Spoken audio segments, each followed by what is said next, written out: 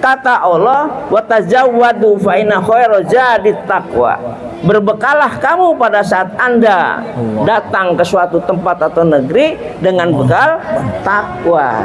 Hanya itu. Kita mau ke MPP, ya.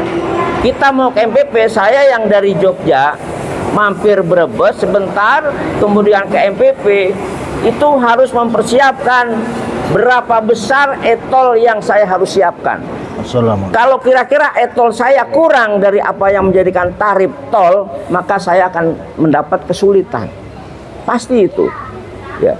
Itu pun kita harus siapkan bagaimana agar perjalanan itu bisa lancar. Kita harus berpikir harus punya tol berapa rupiah. Oh ini. Antara Jogja dan MPP itu kurang lebih ada 550 km. Ini. Sementara setelah dipelajari bahwa mobil itu paling irit 1 liter itu hanya bisa menempuh sekitar 14 sampai 16 km 1 liter. Berarti dengan 550 km saya harus punya bekal untuk mengisi bensin sebanyak 550 km dengan harga 10.000 kalau pertalite, dengan asumsi 1 liter 14 atau 16 km. Kalau kita tidak membekali dana sebesar itu, maka siap-siap mobil akan terjadi kemogokan di jalan. Maukah kita mogok di jalan? Pasti tidak mau. Maka itulah kita harus berbekal. Apalagi itu yang hanya dari Jogja ke MPP. Bagaimana kita akan hadir, akan mendatangi, akan hadir di suatu tempat dan akan harus pulang, dan pasti itu terjadi karena Allah sudah bilang di dalam Al-Quran, yang dibilang setiap yang punya nyawa pasti mati. Ya. Fa idza jaa ajaluhum fala yastakhirun. Apabila ajal sudah datang, maka tidak bisa ditunda, dimajukan atau dimundurkan barang sedetik pun. Sehingga perjalanan kita yang akan nanti di fase keempat adalah alam kubur, alam yang jauh, alam yang akan kita tempati lebih lama daripada alam kehidupan kita di dunia. Kira-kira kalau nggak punya bekal tuh seperti apa nanti kita di sana? Sementara kata kubur bahwa aku adalah rumah kesendirian, aku adalah rumah yang penuh dengan binatang buas, aku rumah yang becek, aku rumah yang gelap. Sehingga bagaimana agar kita nanti di dalam kubur mendapat teman yang bisa membantu kita? Bagaimana kita nanti dalam kubur tidak becek, nyaman? Itu semua sudah dibilang oleh Rasulullah bahwa kalau kita ingin menjadi orang yang akan menempati suatu daerah yang jauh dan lama tinggal di sana dan tidak mungkin akan kembali ke dunia, kata Allah, kata Rasulullah, maka biasakan membaca Al-Quran.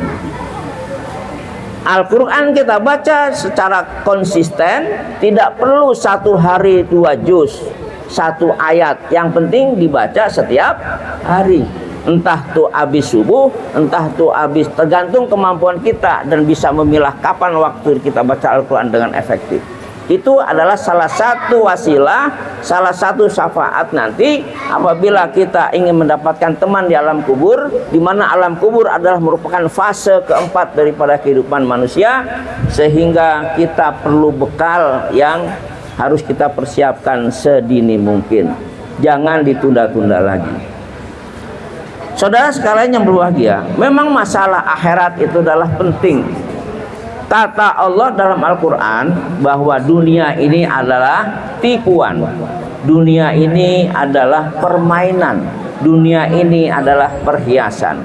Sementara 1 hari di akhirat itu sama dengan 50.000 tahun umur di dunia, subhanallah. Sehingga kita perlu di dalam sesuatu apapun yang kita lakukan, kalau memang ada baik, kita harus pertahankan kebaikan. Kalau ada jelek, kita perlu untuk memperbaiki sesuai dengan kemampuan yang kita miliki. Karena kewajiban manusia adalah selalu untuk memberikan kebaikan dan menghindari daripada kesalahan. Itulah yang disebut dengan takwa. Tinggal komposisinya, levelnya, kemampuannya adalah kita serahkan kepada diri kita masing-masing, karena setiap orang punya latar belakang yang berbeda. Semua orang adalah tidak maksum, semua orang tidak sempurna. Hanya Rasulullah yang diberikan oleh Allah menjadi orang yang maksum, orang yang terpelihara. Apabila Rasulullah melakukan kesalahan pasti langsung ditegur. Tapi kalau kita tidak, maka Rasulullah dengan sudah dijaminnya surga, Rasulullah tidak kurang membaca istighfar minimal satu hari 100 kali. Pada saat kita berpikir yang negatif, kita ingat bahwa itu salah, astagfirullahaladzim. Dan Allah apabila kita mintakan ampun, Allah pasti senang dengan hambanya yang selalu minta ampun. Allahumma Rabbana dzolamna. Jadi kita selalu memohon kepada Allah atas kesalahan kita. Allahumma innaka afun tuhibbul afwa fa'fu anna. Allahumma innaka afun, ya Allah ampunilah saya, tuhibbul afwa, karena engkau ya Allah sangat suka dengan hamba yang minta ampun. Kan? Jadi Allah pada saat hambanya mohon ampun itu sangat suka apabila ada hambanya yang meminta ampun. Maka sangat rugi kalau kita jarang atau kurang untuk membiasakan membaca istighfar.